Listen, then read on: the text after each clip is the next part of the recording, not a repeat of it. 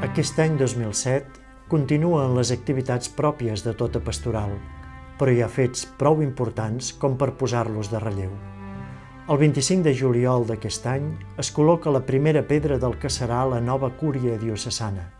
Abans havia estat ubicada als locals parroquials de la parròquia del Sant Esperit de Terrassa i després en unes oficines de lloguer del carrer de l'Església. Més endavant, i ja al mes d'octubre, el dia 20, es proclama patrona de la província eclesiàstica de Barcelona la Mare de Déu de la Mercè. Aquest fet ens manté en comunió amb l'Església de Barcelona i l'Església de Sant Feliu. Passem ara al mes de novembre, el dia 15 justament, un esdeveniment important. Es publica el primer pla pastoral de la nostra diòcesi amb el títol «Com el Pare m'ha enviat a mi, així jo us envio a vosaltres», tret de l'Evangeli de Joan. 4 grans blocs el conformen.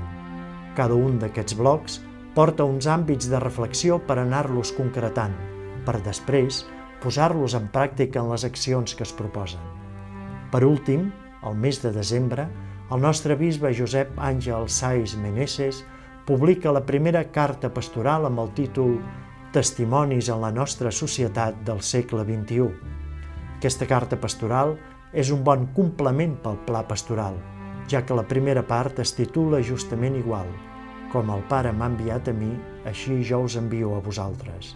És a dir, tots, des del bisbe, preveres, laics, laiques, religiosos, religioses, tots som responsables de la nova evangelització en aquesta nova diòcesi que tot just comença.